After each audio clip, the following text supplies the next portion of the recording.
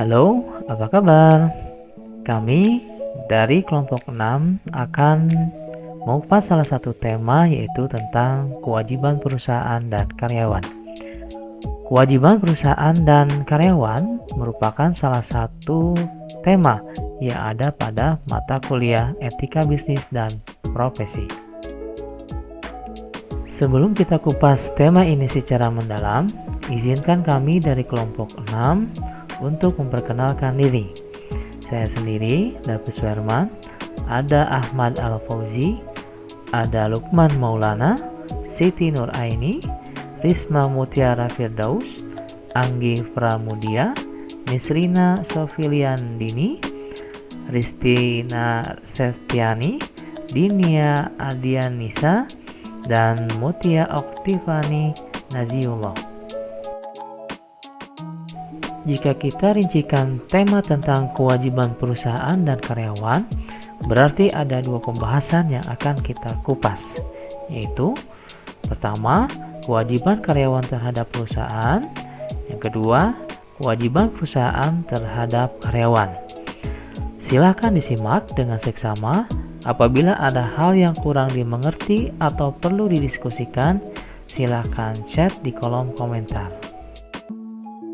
Baik, sebelum pada materi inti, saya akan menjelaskan terlebih dahulu mengenai kompleksitas dilema etika melintasi banyak bidang disiplin ilmu.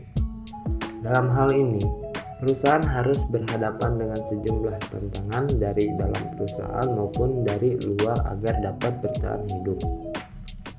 Mereka yang berhubungan dengan karyawan berasal dari dalam perusahaan, khususnya bagaimana penerapan etika mempengaruhi hak dan kewajiban karyawan terhadap perusahaan dan sebaliknya. Menurut Wardana, hak secara umum memiliki pengertian sebagai sesuatu yang dimiliki oleh manusia sejak lahir dan harus didapatkan atau terpenuhi untuk setiap orang yang memiliki hak tersebut. Sedangkan kewajiban berarti segala sesuatu yang dianggap sebagai suatu keharusan untuk dilaksanakan oleh individu sehingga pantas untuk memperoleh suatu hak. Karyawan dan perusahaan masing-masing memiliki hak dan kewajiban dalam konteks etika bisnis. Sebelum mengembalikan perspektif lebih lanjut dengan berfokus pada hak serta kewajiban perusahaan terhadap karyawan, mari kita tekankan terlebih dahulu hak dan kewajiban karyawan terhadap perusahaan. Di sini ada pengertian karyawan. Menurut Hasibuan pada tahun 2002, pengertian karyawan adalah setiap orang yang menyediakan jasa baik dalam bentuk pikiran maupun dalam bentuk tenaga, dan mendapatkan balas jasa ataupun kompensasi yang besarnya telah ditentukan terlebih dahulu. Sedangkan menurut Undang-Undang Nomor 13 Tahun 2003 Pasal 1 Angka 3, pekerja atau buruh adalah setiap orang yang bekerja dengan menerima upah atau imbalan dalam bentuk lain.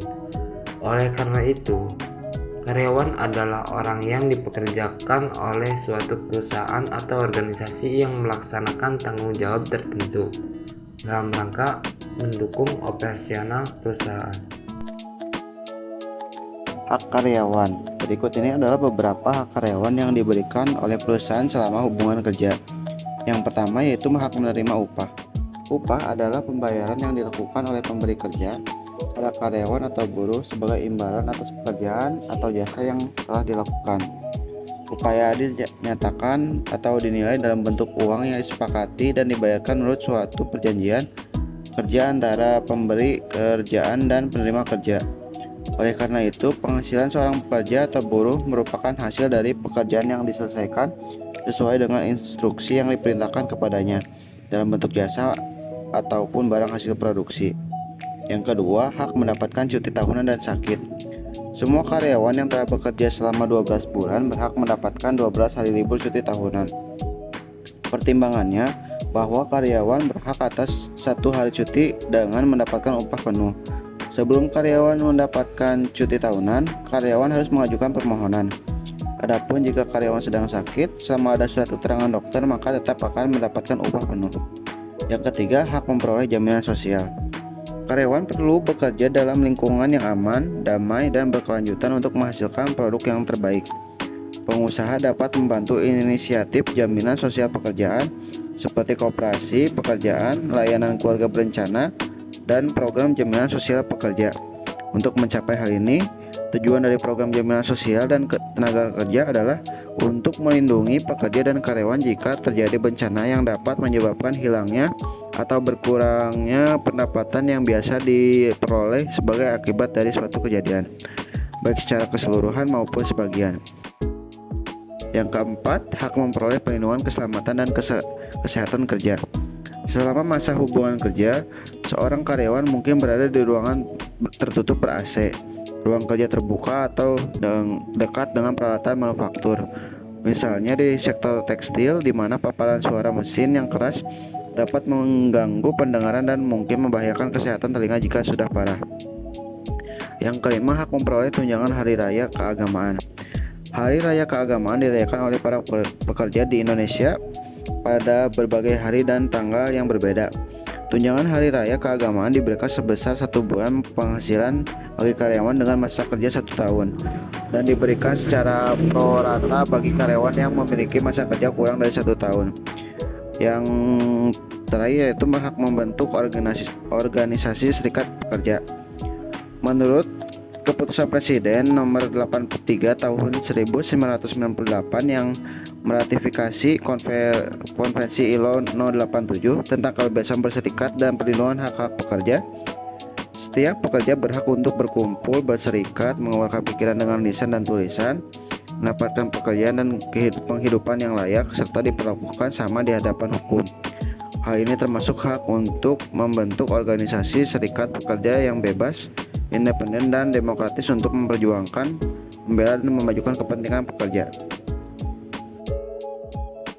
Selanjutnya yaitu kewajiban karyawan.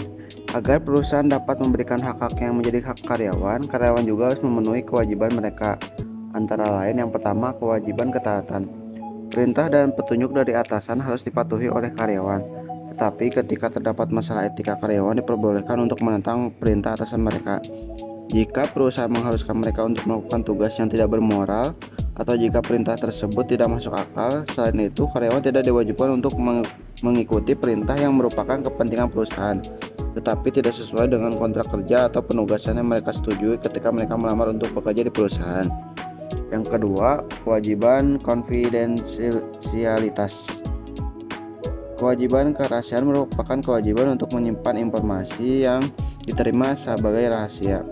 Kewajiban untuk menjaga kerahasiaan tidak hanya berlaku ketika seorang masih dipekerjakan oleh perusahaan, namun juga berlaku setelah karyawan tersebut keluar. Dalam konteks perusahaan, kerahasiaan sangat penting. Saat bekerja di perusahaan, seorang pekerja mungkin memiliki akses ke informasi rahasia, berpindah kerja, dan membawa rahasia perusahaan ke perusahaan baru yang mendapatkan bayaran lebih besar, merupakan tindakan yang tidak bermoral. Yang ketiga, kewajiban loyalitas. Kewajiban loyalitas merupakan kewajiban yang harus dimiliki oleh setiap karyawan. Karyawan harus mendukung tujuan perusahaan dan menjauhkan diri dari perilaku yang dapat merugikan perusahaan. Loyalitas akan terhambat bila terjadi konflik kepentingan atau ketidaksesuaian antara kepentingan pribadi karyawan dan kepentingan perusahaan. Karyawan tidak boleh terlibat dalam kegiatan pribadi yang dapat mengganggu tujuan pekerjaan. Yang terakhir yaitu melaporkan kesalahan perusahaan. Whistleblowing dalam konteks bisnis digambarkan sebagai menginformasikan kepada publik tentang kesalahan yang dilakukan oleh suatu perusahaan, seperti pers atau instansi pemerintah. Tindakan yang dilakukan oleh salah satu beberapa karyawan yang menginformasikan kepada pihak lain mengenai pelanggaran atau kekurangan di tempat kerja mereka atau di dalam perusahaan. Kewajiban perusahaan terhadap karyawan. Pengertian perusahaan. Menurut ketentuan Undang-Undang Nomor 13 Tahun 2023 Pasal 1 Angka 6, pengertian perusahaan adalah setiap bentuk usaha yang berbadan hukum atau tidak, milik orang perseorangan, milik persekutuan, atau milik badan hukum, baik milik swasta maupun negara, yang memperkerjakan pekerja atau buruh dengan membayar upah atau imbalan dalam bentuk lain.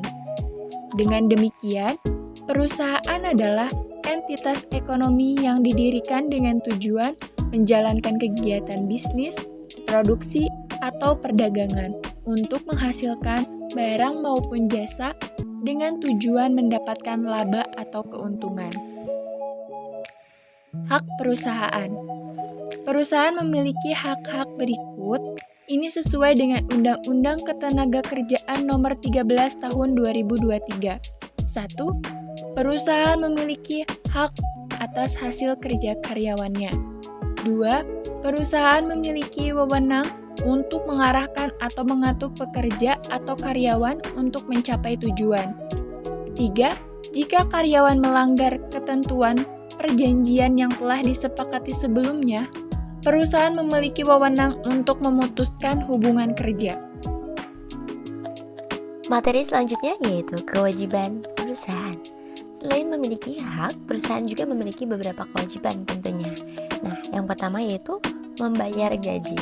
Tanggung jawab utama perusahaan adalah membayar gaji karyawannya. Hal ini tercantum dalam pasal 88E ayat 2 Undang-Undang Ketenagakerjaan. Undang-Undang Cipta Kerja mengecualikan usaha mikro dan kecil dari kewajiban membayar upah minimum. Namun demikian, gaji ditentukan berdasarkan kesepakatan antara perusahaan dan juga karyawannya. Yang kedua, yaitu menyediakan jaminan sosial tenaga kerja. Secara teori, setiap orang, termasuk orang asing yang bekerja di Indonesia, setidaknya selama 6 bulan, harus ikut serta dalam program jaminan sosial, kesehatan, dan juga ketenagakerjaan. Pasal 14 Undang-Undang Nomor 24 Tahun 2011 tentang Badan Penyelenggaraan Jaminan Sosial yang secara umum disebut sebagai Undang-Undang BPJS menegaskan hal ini. Perusahaan harus secara bertahap mendaftarkan karyawannya ke BPJS sesuai dengan program jaminan sosial yang diikuti. Dan jika pemberi kerja tidak melakukannya, maka karyawan tersebut berhak untuk mendaftarkan diri sebagai peserta program jaminan sosial atas biaya pemberi kerja. Yang ketiga yaitu memberikan waktu istirahat. Perusahaan diwajibkan untuk memberikan waktu istirahat kepada seluruh karyawannya sesuai dengan pasal 79 Undang-Undang Ketenagakerjaan. Undang-Undang Cipta Kerja, setiap karyawan berhak atas waktu istirahat yang terdiri dari istirahat di antara jam kerja, yaitu istirahat yang berlangsung sekurang-kurangnya 30 menit setelah bekerja selama 4 jam berturut-turut, dan istirahat mingguan yang berlangsung selama 1 hari selama 6 hari kerja dalam 1 minggu. Kemudian cuti tahunan minimal 12 hari juga menjadi hak karyawan yang telah bekerja secara terus-menerus selama 12 bulan. Yang keempat yaitu menyediakan waktu untuk beribadah. Tentu saja hal ini adalah hal yang sangat penting. Perusahaan diwajibkan untuk memberikan waktu yang cukup bagi karyawannya untuk menjalankan ibadah sesuai dengan pasal 80 Undang-Undang Ketenagakerjaan. Yang selanjutnya yaitu memberikan pelatihan serta pengembangan kompetensi kepada karyawan.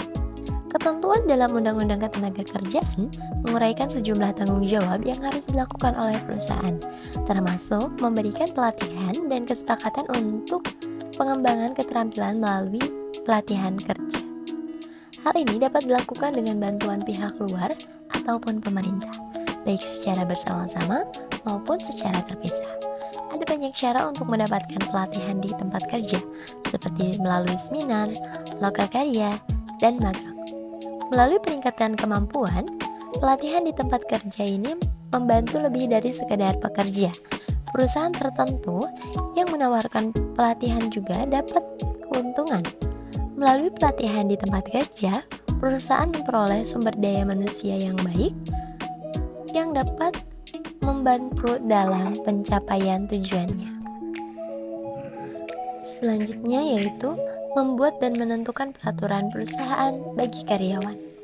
Peraturan perusahaan menjadi sebuah kewajiban bagi perusahaan untuk dibuat.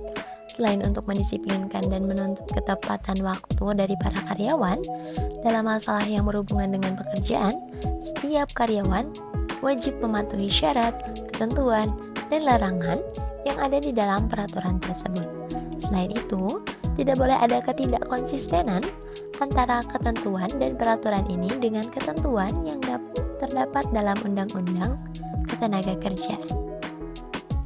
Ketika membuat peraturan, perusahaan yang baru dapat berkonsultasi dengan perwakilan karyawan atau pekerja. Peraturan tersebut dimodifikasi sesuai dengan sumber daya manusia perusahaan. Hal ini tentu saja berdampak pada bagaimana peraturan tersebut ditetapkan dan apakah peraturan tersebut dapat diikuti atau tidak.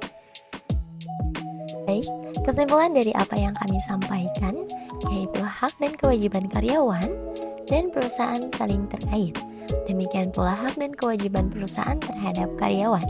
Karyawan berhak untuk menerima upah, mendapat cuti tahunannya dan sakit, mendapat tambahan upah sesuai jam kerja, memperoleh jaminan sosial, mendapatkan perlindungan keselamatan dan kesehatan kerja, memperoleh tunjangan hari raya, dan hak untuk membentuk organisasi serikat pekerja.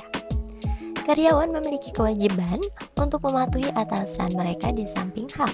Tentunya, tidak semua perintah harus diikuti, tetapi hanya perintah yang sesuai dengan prosedur yang berlaku. Seorang karyawan harus dapat melindungi rahasia perusahaan dari pesaing, mendukung tujuan perusahaan, dan menahan diri untuk tidak bertindak sesuatu yang dapat merugikan kepentingan perusahaan. Karyawan juga berkewajiban untuk melaporkan perusahaan bila terjadi kesalahan yang merugikan. Sedangkan perusahaan berkewajiban untuk membayar gaji yang sesuai, menyediakan jaminan sosial bagi karyawannya, memberikan waktu istirahat yang cukup, menyediakan waktu untuk beribadah bagi karyawan, memberikan pelatihan serta pengembangan kompetensi kepada karyawan, serta berkewajiban untuk membuat peraturan perusahaan untuk karyawan.